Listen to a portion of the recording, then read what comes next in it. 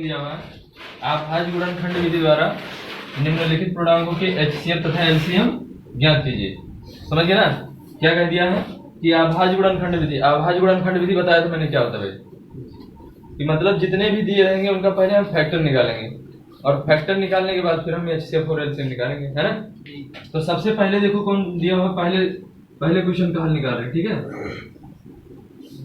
तीसरे का पहला जो कितना दिया हुआ, पहले 12 दिया हुआ, 15 दिया हुआ और 21 दिया हुआ। तो पहले आप 12 का गुणनखंड बनाओगे, फिर आप किसका बनाओगे 15 का, फिर आप किसका बनाओगे 21 का। तो 12 का गुणनखंड लगभग सब लोग बना सकते हो। अगर नहीं बनाना आता तो मैंने बता दिया ऐसे बनाना है। 12 का कितना बनाएंगे, 2 से काटा 2 छक्का 2 तिहाई 3 अखंड काट सकते हो ना। तो ये सब बना सकते हो, नहीं बनेगा कितना 2 गुणे 2 गुणे 3 2 गुणे 2 गुणे। अच्छा 15 सब लोग बना सकते हो, 3 गुणे क्या बनेगा 5। 21 का 3 गुणे सब लोग बना सकते हो। तो पहले क्या निकालना है HCF, उसके बाद क्या निकालना है LCM। तो HCF लिख दे रहे हैं, यानी HCF कितने का 12 का 15 का और या पहले यहाँ लिख देते हैं महत्तम समापवर्तक। महत्तम समापवर्तक कितना आएगा भाई, जो दोनों में रहे ना। महत्तम समापवर्तक का मतलब होता है जो दोनों में रहे। तो दोनों में क्या दिख रहा है बताओ, 3 3 3। और कोई संख्या जो दोनों में दिख रही है कोई और संख्या जो दोनों में दिख रही है? नहीं दिख रही। तो इसका मतलब क्या होगा 3 हो जाएगी, है ना? समझ में आएगी नहीं यार? 3 ही होगा क्योंकि 3 ही सभी में क्या है, कॉमन है। क्लियर? आगे बढ़ूं। अब क्या निकालेंगे, LCM निकालते हैं। क्या निकालेंगे? तो पहले LCM निकालना है 12 15 और 21 का। तो गुणनखंड बनाना पड़ेगा 12 15 और 21। तो गुणनखंड तो वही हो जाएगा ना, 2 गुणे 2 गुणे 3 और 3 गुणे 21 का 3 गुणे 7। अच्छा LCM में क्या देखते हैं भाई, LCM में क्या देखते हैं, और यहाँ पे इसको ऐसे लिख देंगे, यानी HCF ऑफ कितने का HCF निकाला हमने 12 15 और 21। कितना है इसका HCF? एक आंसर मिल गया, ठीक है। दूसरे का निकालते हैं, इसका LCM निकालते हैं। अब LCM में बताया है उच्चतम घात वाली संख्या को देखते हैं। किसको देखते हैं? उच्चतम घात वाली संख्या को देखेंगे, जो सबसे ज्यादा बार होगा वही लिखेंगे। अब देखो पहले किसका नंबर आया 2 का, 2 के बाद 3 को देखेंगे, 3 के बाद 5 को देखेंगे, 5 के बाद 7 को देखेंगे। इतनी ही तो संख्या है ना। कौन कौन सी संख्या, 2 है 3 है 5 और कोई संख्या है नहीं है। कहोगे सर जी 2 इतनी बार है, तो वो तो अलग की बात है, उसकी घात देख लेंगे। तो देखो 2 कितनी बार इसमें है, इसका मतलब 2 की घात इसमें कितना हो जाएगा 2 हो जाएगा। इसमें 2 कितनी बार है, एक भी बार नहीं है, तो इसमें 2 की घात क्या हो जाएगा 0 हो जाएगा। और इसमें 2 की घात कितना होगा 0 होगा, 2 है ही नहीं, है ना। तो उच्चतम घात कौन सी हुई, सबसे ज्यादा यही वाला है। जो सबसे अधिक बार होगा वही लिखेंगे। इसमें 0 बार, इसमें 0 बार है, तो सबसे अधिक बार कौन सा हुआ 2 वाला। तो क्या लिख देंगे 2 गुणे। अब किसका नंबर है 3 का, 3 इसमें कितनी बार है, 3 की घात 1 इसमें भी है, 3 की घात 1 इसमें भी है और 3 की घात। तो सबसे ज्यादा कौन है भैया, सब बराबर है ना, तो ना कोई ज्यादा ना कोई। तो जब बराबर रहता है तो वही संख्या लिख देंगे। तो कितना लिखेंगे, केवल 3 लिख देंगे। समझ में आ गई बात? अब किसका नंबर है 5 का, 5 इसमें 1 बार, इसमें 0 बार, इसमें 0 बार। तो इसका मतलब कौन सी लिखेंगे, 1 बार वाला लिखेंगे, 5 को केवल लिख देंगे ऐसे। अब किसका नंबर है 7, तो 7 इसमें 1 बार, इसमें 0 बार, इसमें 0 बार। तो भैया 0 ज्यादा होता है कि 1 ज्यादा होता है, 1 ज्यादा होता है, तो 1 बार वाला इसमें लिखेंगे। तो अब इसका फैक्टर निकाल हो गया। अब इसका कर दो गुणा यार, 2 दूना 4 4 3 12 पंचे 60 गुणे 7 7 6 420 इसका आंसर आ जाएगा। कोई दिक्कत समझ में आया? इसमें एक क्वेश्चन और बताते हैं, एक आप लगा सकते हो। कौन सा बताते, दूसरा बताते हैं, है ना।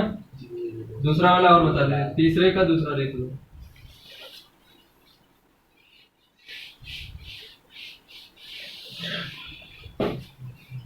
तीसरे का दूसरा कितना दिया, 17 23 और 29। इसका गुणनखंड क्या बनेगा, 17 का क्या बनेगा 1 गुणे 17 1 गुणे 17, यही तो बनेगा ना। 1 गुणे कहोगे, एक तो सब में रहता है भैया, ये अभाज्य संख्या है, पहले बता चुका हूँ, ये रेशनल नंबर है, और ये भी अभाज्य संख्या है, ये भी अभाज्य संख्या है, तो इसका 1 गुणे 17 बनेगा, और इसका क्या बनेगा 1 गुणे, और इसका क्या बनेगा। अब इसका महत्तम समापवर्तक निकालो, तो इसका महत्तम समापवर्तक क्या हो जाएगा 1 हो जाएगा, है ना। समझ में आ गया। तो लिखेंगे HCF ऑफ कितने का 17, 23 और कितना आएगा इससे 1 आ जाएगा, है ना। अब क्या निकालना है, एलसीएम निकालना है। तो एलसीएम कैसे निकालेंगे भैया, 17, 23 और 29, तो 1 गुणे 17, 1 गुणे 23, 1 गुणे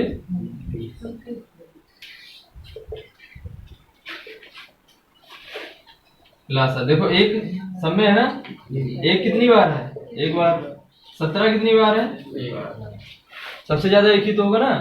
फिर 23 1 बार वाले लिख देंगे, 29 कोई दिक्कत, हमें लग रहा है सबको समझ में आ रहा होगा। गुणा करके बताओ इसका कितना आएगा। क्वेश्चन नंबर 4 दिया हुआ है, आपका प्रश्न दिया, देखो लिखा है HCF 306,657 बराबर 9 दिया है, ठीक है ना। तो एलसीएम 306,657 ज्ञात कीजिए। इसका मतलब समझ में आया। इसका मतलब ये दिया है कि अगर 306 और 657 का लघुत्तम समापवर्तक 9 है, तो आप बताओ कि 306 और 657 का एलसीएम कितना होगा। इसके लिए मैंने आपको एक रिलेशन बताया था, संख्याओं में और लघुत्तम समापवर्तक और महत्तम समापवर्तक में एक संबंध बताया था। वो क्या बताया था, क्या बताया था, ये बताया था पहली संख्या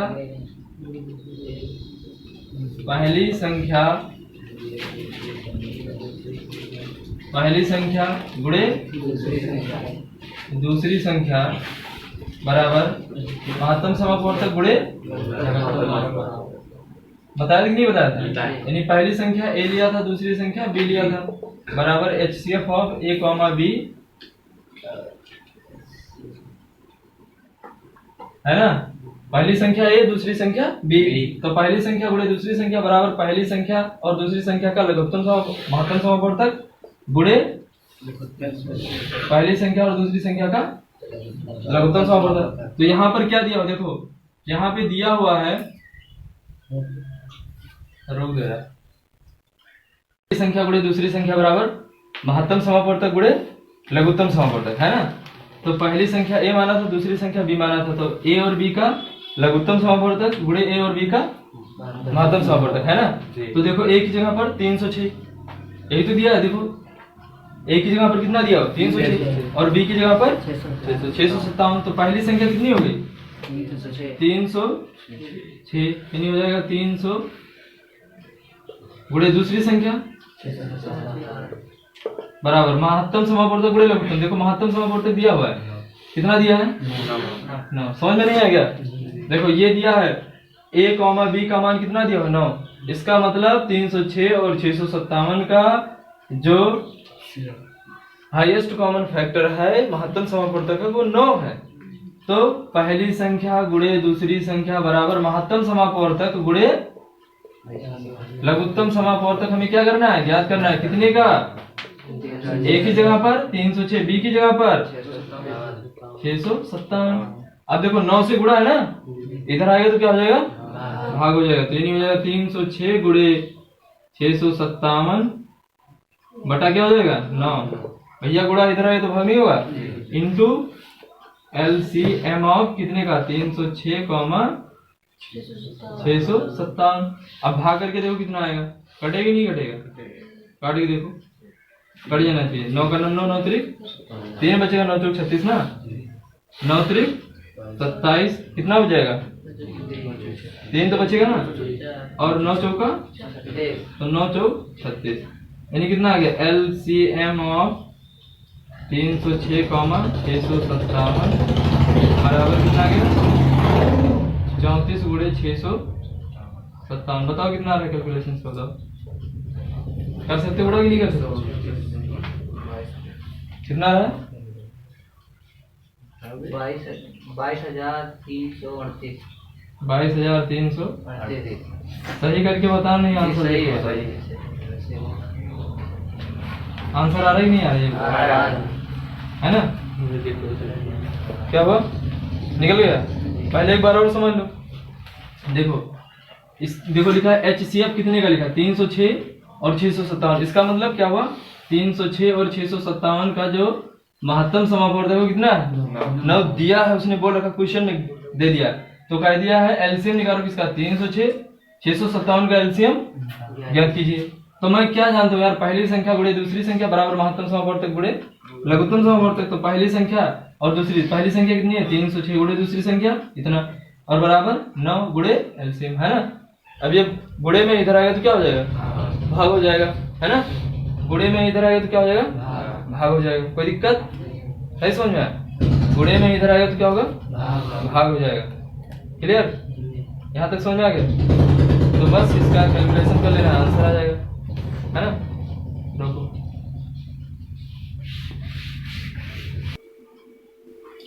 लिख दिया इसमें क्वेश्चन। देखो यदि HCF ऑफ 225,60 बराबर 225 गुणे 5 माइनस 10 तो x का मान याद कीजिए। बहुत अच्छा प्रश्न कहा है, बहुत मजेदार है, एक समझे कोशिश करो आप, है ना? तो कह दिया है कि 225 और 60 का, यानी 225 और 60 का जो महत्तम समापवर्तक है वो किसके बराबर है 225 गुणे 5 माइनस 10 के बराबर है, ऐसा उसने बोल रखा है। तो हम काम क्या करेंगे, हम ये काम करेंगे 225 और 60 का HCF निकालेंगे और उसको इसके इक्वल कर देंगे, और जैसे इक्वल करेंगे एक समीकरण बनेगा, समीकरण को हल करेंगे, x का मान निकालेंगे, है ना? तो पहले हम निकालेंगे क्या, पहले तो लिखेंगे हल। देखो क्या लिखेंगे, पहले HCF निकालेंगे कितने का 225 का और 60 का। पहले क्या काम करेंगे HCF निकालेंगे, है ना? पहले इसका HCF निकालेंगे तो 225 का पहले गुणनखंड बनाओ आप, फिर किसका बनाओगे 60 का। देखो एक चीज और दिमाग में रखना है, आप एग्जाम में क्या करोगे कि जो बराबर होगा बराबर के नीचे ही बराबर लिखोगे, अक्षर इधर उधर नहीं लिखोगे। मैथ है उसको हिंदी नहीं बनाना है, समझ गए ना? हिंदी में नहीं लिखना, मैथ को मैथ की तरह लिखना है। तो 225 का क्या होगा भाई, 225 का कितना होगा 3 गुणे 3 गुणे 5 यही तो बनेगा। अब देखो कैसे 15 15 225 है ना, 15 गुणे 15 बन जाएगा, 15 15 225 और 15 का मतलब क्या हो गया कि नहीं होगा, सिंपल है यार। और 12 पंचे 60 होता है, तो लिख दो 12 पंचे, तोड़ दिया करो ना डायरेक्ट इसको, तो जितने में जानते रहो उतने में इसको ब्रेक कर दिया करो। तो 60 को 2 पार्ट में 12 पंचे 60 होता है, 12 का गुणनखंड बना लो। और वैसे तो हम काटते रह जाएंगे 1 घंटा बैठ के, 3 घंटे का समय पता चला 2 सवाल में बचे रह गए। तो इसको क्या लिखेंगे 2 गुणे 2 और गुणे, देखो 2 दूना 4 3 12 पंचे 60, तो इसका फैक्टर बन गया, कितना बना 2 गुणे 3 गुणे 5 बन गया कि नहीं बन गया? अब क्या करेंगे मासा निकालेंगे। क्या निकालेंगे? तो कितना आ जाएगा भाई, जो दोनों में रहे वही तो मासा होता है। 2 इसमें है लेकिन इसमें नहीं, इसका मतलब मासा नहीं हुआ, है ना? 2 तो नहीं हो सकता, क्यों? क्योंकि 2 दोनों में नहीं है ना। हाईएस्ट कॉमन फैक्टर बताया, तो कॉमन का मतलब जो दोनों में रहे। तो 2 इसमें है, इसमें नहीं है, 3 इसमें है और इसमें भी है, फिर 3 इसमें है लेकिन इसमें 3 नहीं, एक ही 3 है, तो जितना रहेगा उतना ही कॉमन बनेगा। अगर 2 रहेगा तो 2, 3 रहेगा तो 3 बन जाएगा, 4 रहेगा तो 4 बन जाएगा, जितना रहेगा उतना बनेगा। देखो एक ही 3 है तो इसलिए 1 3 कॉमन बनेगा। 5 कितना इसमें, 1 इसमें 2, तो भैया एक ही तो बनना है कॉमन ना, तो कितना कॉमन ले लेंगे 5, तो 3 बचे 15। इसका मतलब मासा हमने निकाल लिया। कितने का निकाला भैया HCF निकाला हमने 225 और 60 का, है ना? लेकिन उसने दे रखा है कंडीशन, क्या दिया है वो कंडीशन हम अप्लाई कर देंगे। क्या दिया है उसने दे दिया है HCF ऑफ 225, 60 इक्वल्स टू 225 गुणे 5 माइनस का 10x। कोई दिक्कत नहीं समझ में? बहुत आसान है यार। तो इतने का HCF आपने कितना निकाला 15, तो लिखो 15 बराबर कितना हो जाएगा 225 गुणे 5 माइनस 10x, है ना? कहोगे सर जी गुणे में है, अच्छा नहीं लग रहा, गुणा कर दें। भैया भी कॉमन बना के काट देंगे यार, बहुत आसान हो जाएगा। इसको उठा के इधर कर दो तो माइनस में इधर आएगा तो क्या हो जाएगा प्लस। तो ये हो गया 10x प्लस का बराबर, अब ये देखो गुणे में इसको ऐसे रहेंगे 225 गुणे 5 और माइनस ये 15 किसमें प्लस में, उधर जाएगा तो माइनस हो जाएगा। ये हमें लग रहा है सबको आता होगा कि माइनस में उधर जाएगा तो प्लस, प्लस में उधर इधर जाएगा तो माइनस। तो ये हो जाएगा 10x इक्वल टू, देखो यार एक काम करो, इसको थोड़ा और सरल कर लो। अब गुणा करोगे फिर घटाओगे, बहुत लंबा हो जाएगा, प्रोसेस लंबा हो जाएगा। देखो 15 से ये भी कट रहा है, 15 से ये कट रहा है, तो 15 क्या कर ले, कॉमन कर ले। 15 क्या कर ले, कॉमन कर लेंगे, गुणा भाग आसान हो जाएगा, आसानी तो बना ना। तो 15 अगर कॉमन कर लोगे तो इसमें क्या बचेगा, 15 15 या 225, तो कितना बच जाएगा 15 गुणे, और यहाँ से 15 कॉमन किया, मैं बताया पूरी क्वांटिटी कॉमन करते हैं तो एक बचता है। कितना बचता है, कैसे, ऐसे देखो 15 को लिख सकते हैं 15 गुणे 1, तो 15 को जो बाहर निकालेंगे तो एक ही तो बचेगा ना, तो यहाँ बच जाएगा 1। कोई दिक्कत, समझ में आ गया ना। तो x बराबर कितना हो गया, देखो 10 से गुणा है उधर गया तो क्या हो गया, 10 से गुणा है उधर गया तो, और 15 बचे -1 बटा क्या हो जाएगा, समझिए कैसे, देखो 10 से गुणा था उधर गया तो भाग हो गया, और 15 बचे 75, एक घटा तो अभी एक घटाना है, ये काट सकते हो 5 दूनी 5 के, x बराबर कितना हो गया 3 गुणे, और ये कितना बचेगा 74 बटा, इतना तो बचेगा ना, इसको काटो 2 से कट जाएगा।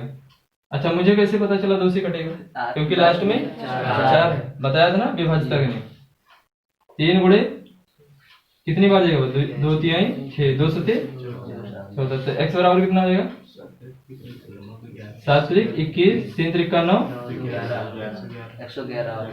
कितना आंसर आ रहा है, 111 ही आ रहा है जी। तो ये भी हो गया, समझ में आ गया ना, चलो ठीक है। यार जैसे लो देखो लिखा है, नीचे दी गई आकृति में x तथा y की मान ज्ञात करो। ये ट्री वाला गुणनखंड वाला आ गया, कौन सा आ गया, ट्री वाला आ गया, है ना। तो इस ये तो बताए थे आपको, सिंपल क्या है, देखो y का जो गुणनखंड है वो कितना है, 4 है और x है, और x का गुणनखंड कितना है 3 और 7 है, तो इसका मतलब x बराबर किसके हो जाएगा, 3 गुणे 7 के नहीं बराबर होगा, बिल्कुल यार। देखो x का गुणनखंड क्या है, जैसे मैं कह दूं 21 का गुणनखंड क्या है, 3 गुणे 7 है, तो 21 गुणे 3 गुणे 7 बराबर 21 के नहीं होगा, तो x का मान कितना आ गया, आ गया x का मान। अब किसका निकालना है, y का, तो y जो किसका गुणनखंड है बताओ, 4 गुणे x का, तो x का मान कितना आया 21 आ गया, तो y कितना आ गया 84, ये क्या हो गया आंसर हो गया, समझ आ गया। ठीक, अगला प्रश्न देखो, इसमें क्या दे रखा है, 18 और 117 के एचसीएफ को 18m-117 के रूप में दर्शाया गया है। इसका मतलब अगर 18 का और 117 का हम एचसीएफ निकालें तो किसके बराबर होगा, 18m-117 के बराबर होगा, है ना। और कह दिया है तब m का मान निकालना होगा, किसका मान निकालना है, m का मान निकालना है, और 18 और 117 का एलसीएम भी निकालना है। तो पहले एचसीएफ तो निकाल लें, तो एचसीएफ पहले किसका निकालेंगे, 18 का और 117 का, है ना। तो पहले लिखेंगे 18 और 117, तो 18 का गुणनखंड क्या बनेगा, 2 गुणे, और इसका क्या बनेगा 13 9 117, 3 गुणे 13। 13 का तो कुछ बनेगा नहीं, क्योंकि 13 क्या है, अभाज्य संख्या है। कोई दिक्कत, समझ आएगी इतना, ये तो केवल गुणनखंड बना है भाई, सब लोग बना सकते हो ना। अब क्या लिखेंगे, मासा यानी एचसीएफ ऑफ कितने का, 18 और 117 का कितना आ जाएगा 9। देखो 2 इसमें है लेकिन इसमें नहीं है, 3 इसमें है और इसमें भी, इसका मतलब 3 कॉमन हो जाएगा, फिर 3 इसमें है और 3 जो कॉमन नहीं, बस वही यार, और क्या 13 इसमें लेकिन इसमें, तो कितना आ जाएगा इसका एचसीएफ 9।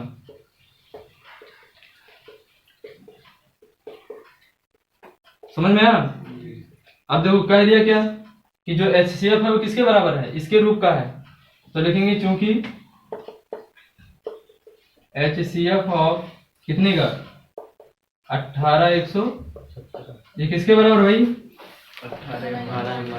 -117 के, तो इसका कितना आंसर आया 9, तो 9 बराबर कितना हो जाएगा -117। अब इसको इधर ले आओ, माइनस में इधर आ गया तो क्या हो जाएगा, तो 9 + 117 बराबर या 18m बराबर ये जोड़ दो कितना आ जाएगा? 126 कितना आएगा? 9 7 16 100 तो यम बराबर कितना आ जाएगा? 126 बटा 18 काट दो कितना आ जाएगा? कितना कितनी बार जाएगा भाई? 7 बार जाएगा।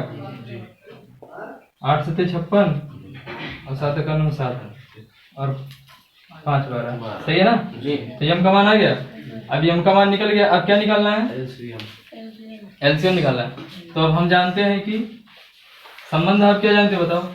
पहली संख्या को दूसरी संख्या एक गुणे में हम जानते हैं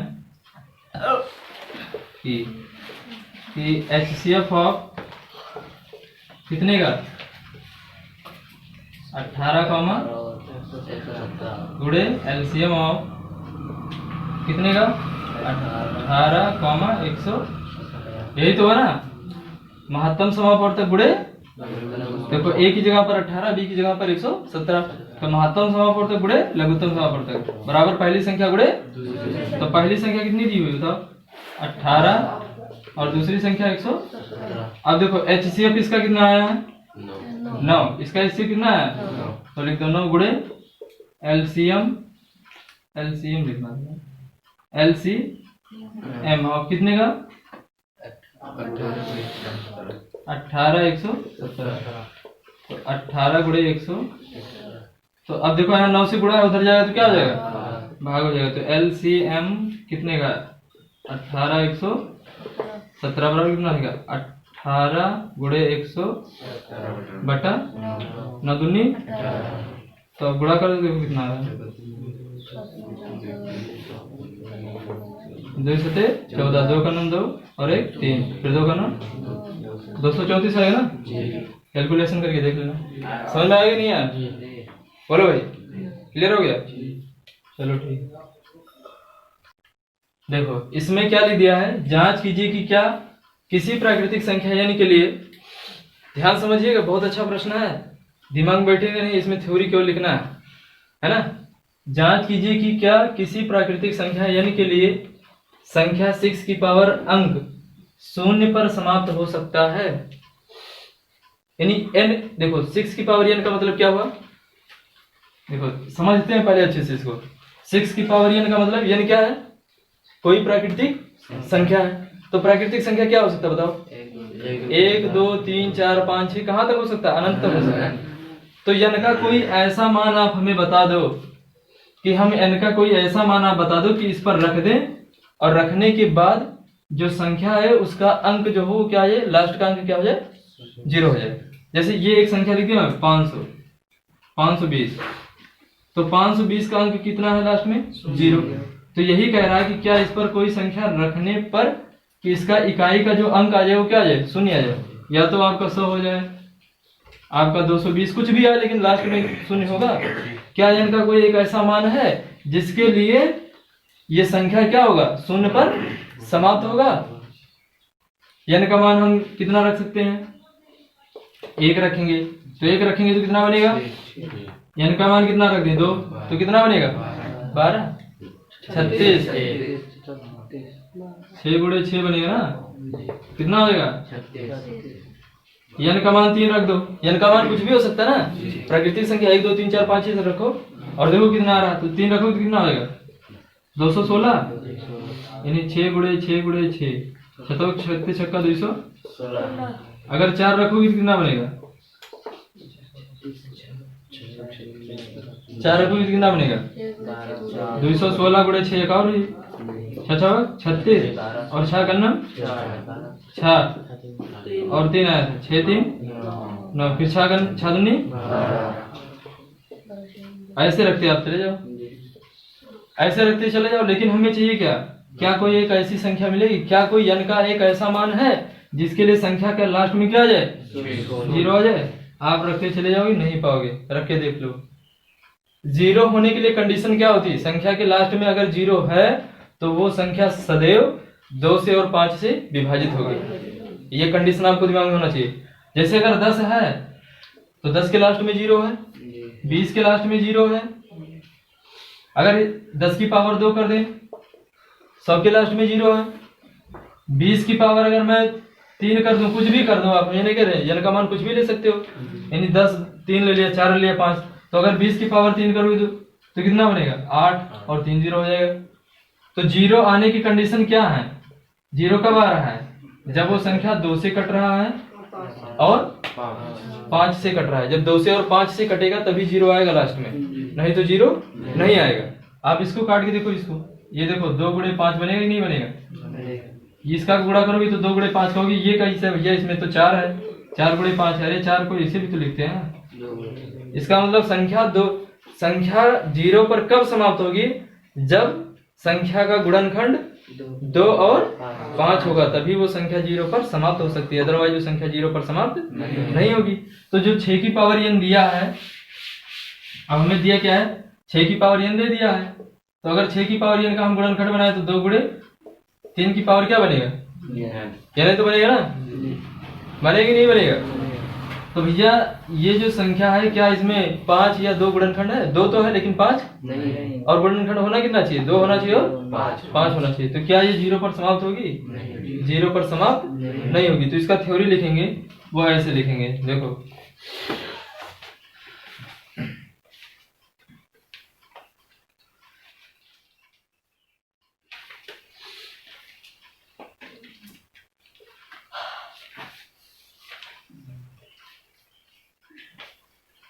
ऐसे, इसमें लिखना रहेगा यदि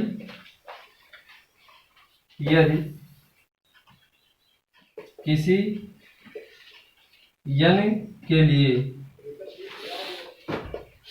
अगर कोई भी n का मान ले, n का कुछ भी मान ले, तो वो संख्या क्या होनी चाहिए, 5 से विभाज्य होनी चाहिए। ये तो बताया ना, n का कुछ भी मान ले लो आप, तो ये संख्या अगर 5 से विभाज्य नहीं है तो वो उसके लास्ट में 0 नहीं होगा।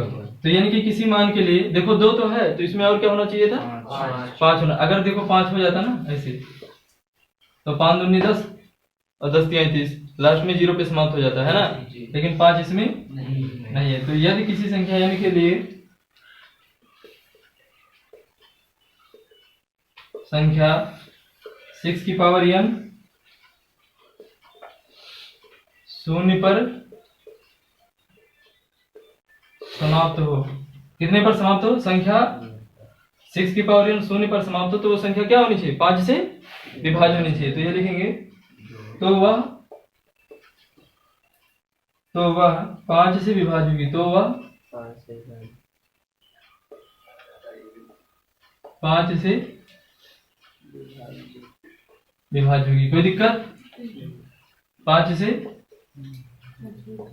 नहीं समझा भाई, संख्या के लास्ट में 0 होने के लिए क्या होना चाहिए, जो संख्या वो 5 से क्या होनी चाहिए, विभाजित होनी चाहिए। तो ये 5 से कहाँ कट रहा है, कट रहा है 5 से, बिल्कुल नहीं कट रहा है। अगर इसमें 5 गुणनखंड होता तो 0 पर समाप्त हो जाता है। समझ में आया कि नहीं है, क्या होना चाहिए, 5 से विभाज्य होनी चाहिए।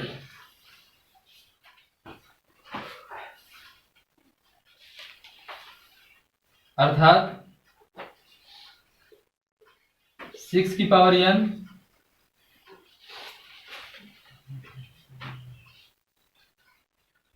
के अभाज्य गुणनखंड में एक बार 5 आना चाहिए, आना चाहिए कि नहीं आना चाहिए। इसमें अगर 5 आ रहा है, 5 गुणे 2 आ रहा है, तो समझ लो संख्या 0 पर समाप्त हो जाएगी, है ना।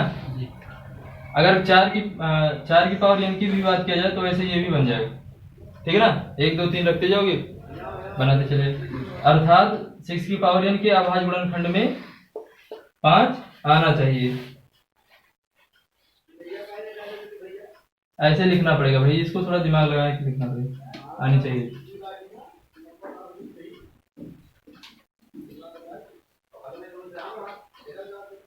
क्योंकि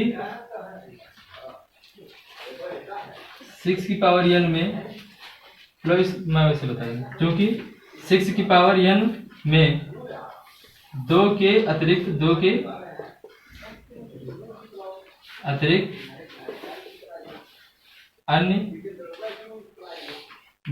अन्य कोई गुणनखंड अन्य कोई पांच का गुणनखंड नहीं है ना, गुणनखंड नहीं है। अतः 6 की पावर n, 6 की पावर n संख्या है, इसलिए संख्या 6 की पावर n अंक शून्य पर समाप्त नहीं हो सकता। क्यों हो सकता भाई? नहीं हो सकता। शून्य पर समाप्त होने के लिए कंडीशन उन्होंने बता दिया, 2 गुणे 5 बनना चाहिए, पर जब तक 2 गुणे 5 नहीं बनेगा 0 पर समाप्त नहीं होगा। बस यही इतना, इसमें थ्योरी लिखना है, समझ लेना, थ्योरेटिकल लिखना, ठीक है।